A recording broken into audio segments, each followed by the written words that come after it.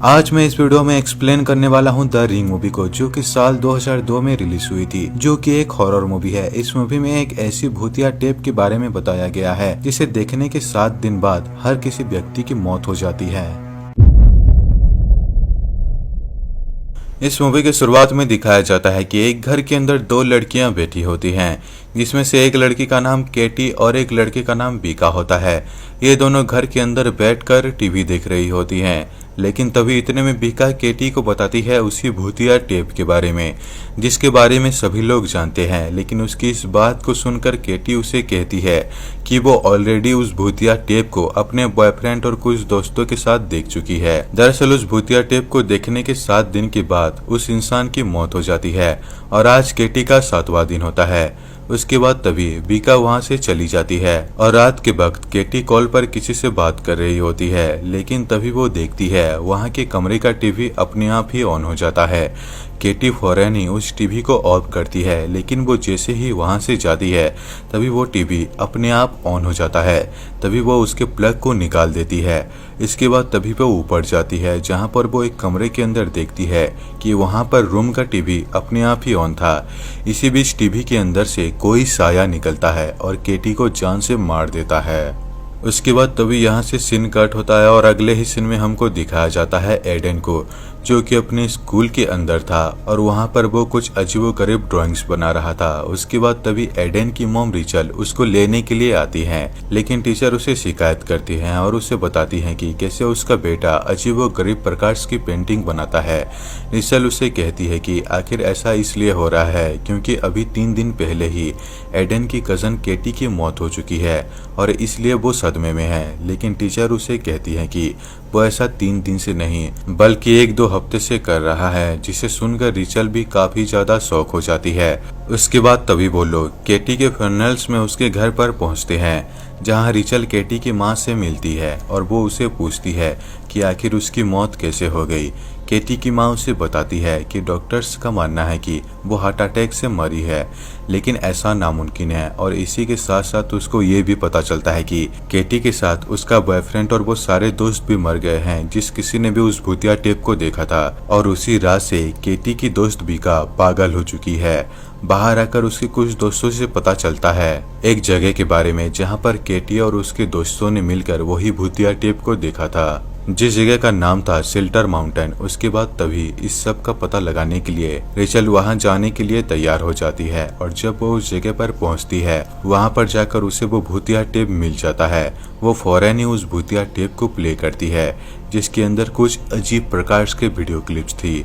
और जब वो उस टेप को देख लेती है, उसके बाद तभी उसके पास एक कॉल आता है। वो जैसे ही कॉल को उठाती है तभी वहां से एक आवाज आती है। वो बोलता है 7 दिन बाद। ये सुनकर रिचल बहुत डर जाती है। उसके बाद तभी वो अपने बॉयफ्रेंड के पास जाती है, जिसका नाम था नोवा। वहां जाकर वो उसे भी इस सब के बारे में बताती है कि कैसे उसके पास एक भूतिया कॉल आया था। नोवा उसकी बातों के ऊपर यकीन नहीं करता और यहाँ पर एक बात नोटिस करने वाली ये है कि उस वीडियो टेप को देखने के बाद रिचल की तस्वीर ब्लर आ रही है। उसके बाद तभी रिचल नोवा को भी उस वीडियो टेप को दिखाती है और जैसे ही वीडियो टेप खत्म होता है तभी वहां पर भी एक कॉल आता है, लेकिन इस बार वो कॉल को रिसीव नहीं करते। उसके बाद तभी दूसरे दिन रिचल और नोवा दोनों मिलकर उस वीडियो टेप की जांच करते हैं, जहां उनको ये पता चलता है कि इस वीडियो टेप को किसी भी कैमरे से शूट नहीं किया गया। और वो अगले दिन एक मेंटल हॉस्पिटल जाती है बीका के पास। वो वहां पहुंचकर ये बात जानना चाहती थी कि आखिर इसके पीछे का राज क्या है। वो बीका से पूछती है तो बीका उसे बताती है कि 4 दिन के बाद तुमको सब कुछ पता चल जाएगा, क्योंकि 3 दिन ऑलरेडी हो चुके हैं और 4 दिन के बाद रिचल के 7 दिन हो जाएंगे, यानी कि उसकी मौत। उसके बाद रिचल वापस आकर फिर से उस वीडियो टेप की जांच करती है, जहां पर उसे एक लाइट हाउस दिखता है और इसी बीच उसको एक औरत के बारे में पता चलता है। उस तस्वीर के अंदर उस औरत का नाम है एना मॉर्गन और ये औरत और कोई नहीं वही औरत है जिसे कि वीडियो टेप में रिचल ने पहले भी देखा था।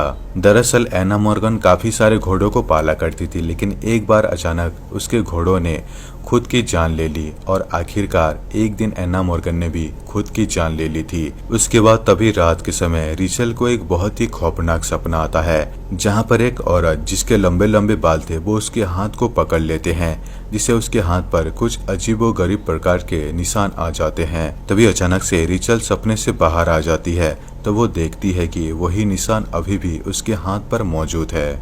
उसके बाद तभी थोड़ी देर बाद उसको ये पता चलता है कि अब उसके बेटे एडेन ने भी उस भूतिया टेप को देख लिया है। इसी बीच उसके पास नोवा का कॉल आता है, जो कि उससे बताता है कि अब उसकी तस्वीरें भी एकदम धुंधली आ रही है, जैसे कि हर उस व्यक्ति की आती है जो कि उस वीडियो टेप को देख लेता है। उसके अगले सीन में हम देखते हैं कि रिचल उस जगह पर जाती है जहाँ पर एना मॉर्गन रहा करती थी। वो उस लाइट हाउस पर पहुँचती है। तभी इसी बीच जहाज के अंदर उसे एक घोड़ा दिखाई देता है, जो कि उसे देखकर अजीबोगरीब तरीके से पानी में कूदकर खुद की जान ले लेता है। उसके बाद तभी वो एना मॉर्गन के हस्बैंड से मिलती है और उस भूतिया टेप के बारे में पूछना चाहती है, पर लेकिन वो उसे कुछ भी नहीं बताता। लेकिन वहाँ पर जाकर उसे वही चीज दिखता है जिसे उसने वीडियो टेप के अंदर देखा था, जैसे कि वो आईना। उसके बाद रिचल जाकर वहीं के एक डॉक्टर से मिलती है जो कि एना मॉर्गन का इलाज करता था। उसके बाद तभी डॉक्टर उसे एना मॉर्गन के बारे में बताती है। वो उसे कहती है कि एना मॉर्गन और उसके हस्बैंड ने एक लड़की को गोद ले लिया था, जिसका नाम था समीरा। ये सब जानने के बाद रिचल फौरन ही एना मॉर्गन के घर पर दोबारा जाती है, जहाँ पर उसे एक वीडियो टेप दिखाई देता है। वो उस वीडियो टेप को प्ले करती है। तभी उसके अंदर वो समीरा को देखती है, जो कि देखने में काफी डरावनी थी। उसके बाल बहुत ही लंबे लंबे थे। दरअसल ये टेप एक मेंटल हॉस्पिटल का होता है, जहाँ पर इन लोगों ने समीरा को छोड़ दिया था। और इसी बीच हमको ये पता चलता है कि समीरा के पास ऐसी शक्ति थी जिसे कि वो किसी को भी विजन दिखाकर मार सकती थी। उसे घोड़ों की आवाज से काफी नफरत थी, इसलिए वो उसने घोड़ों को विजन दिखाकर जान से मार डाला था, जिसके बाद से सभी घोड़ों ने पानी में कूदकर अपनी जान दे दी थी। वो अभी ये सब देख ही रही थी कि तभी पीछे से एना मॉर्गन का हस्बैंड आकर उसके ऊपर हमला करता है और वो टीवी को उठाकर वहां से ले जाता है। अगले ही सीन में हम देखते हैं एना मॉर्गन का हस्बैंड करंट के जरिए खुद की जान ले लेता है और थोड़ी देर के बाद उसका बॉयफ्रेंड नोवा भी वहां पर पहुंच जाता है। तभी वो वहां से आगे जाते हैं और उन्हें एक रास्ता दिखाई देता है।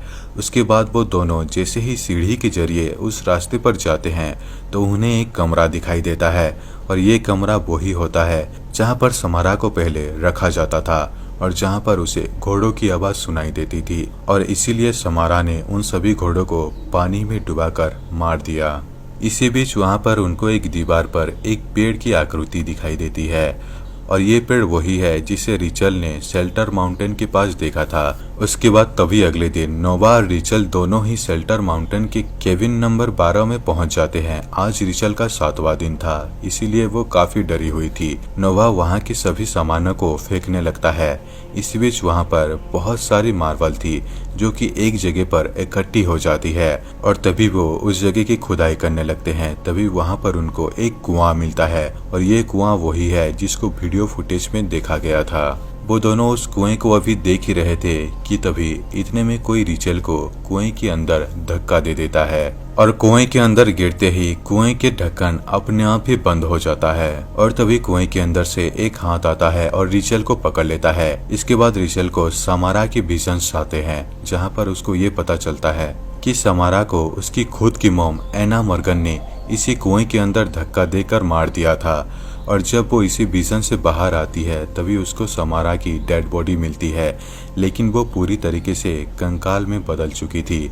थोड़ी देर के बाद रिचल उस कुएं से बाहर निकल जाती है और आज 7वां दिन होने के बावजूद भी रिचल की मौत नहीं हुई। तभी उसके बाद वो लोग मिलकर समारा की डेड बॉडी को एक जमीन के अंदर दफनाकर उसका अंतिम संस्कार कर देते हैं, जिससे कि ये भूतिया टेप वाला श्राप पूरी तरीके से खत्म हो जाए।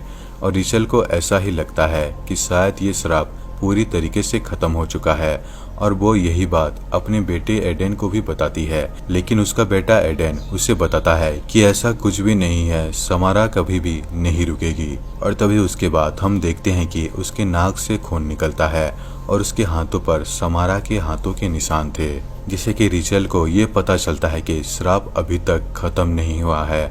और इसी के साथ साथ दूसरी तरफ रिचल को अपने बॉयफ्रेंड की फिक्र होने लगती है, क्योंकि आज उसका 7वां दिन था। दूसरी तरफ हम नोवा को देखते हैं जो कि अपनी कॉफी का मग पीने के लिए उठाता है, लेकिन तभी वहां पर एक रिंग बन जाता है और अगले ही पल उसकी टीवी अपने आप ही चालू हो जाती है और टीवी के अंदर से एक साया बाहर निकलता है जो कि समारा था और वो उसे जान से मार देता है। रिचल फौरन ही नोवा के घर पर पहुंचती है तो वो काफी ज्यादा शौक हो जाती है कि आखिर समारा के आत्मा ने नोवा को ही क्यों मारा, उसको क्यों नहीं। और तभी घर आकर पता चलता है कि उसको समारा की आत्मा ने इसलिए नहीं मारा क्योंकि उसने उसकी कहानी को आगे बढ़ाया था, यानी कि उसने समारा की इस कहानी को नोवा को बताया था और जो कोई भी समारा की कहानी को आगे बढ़ाएगा उसे वो नहीं मारती। और अंत में अपने बेटे की जान बचाने के लिए वो उसके हाथों से वीडियो टेप की एक कॉपी बनवाती है जिसे वो किसी और को दिखाए। उसका बेटा उसे सवाल करता है क्या हम इसे किसी और को भी दिखाएंगे, लेकिन वो उसका जवाब नहीं देती और इसके साथ ये मूवी यहीं पर खत्म हो जाती है। अगर आपको इस मूवी का एक्सप्लेनेशन पसंद आया हो तो वीडियो को लाइक और शेयर जरूर करें और कृपया अमन माइंड चैनल को सब्सक्राइब करना बिल्कुल भी ना भूलें। तो मिलते हैं अगले वीडियो में, तब तक के लिए बाय बाय।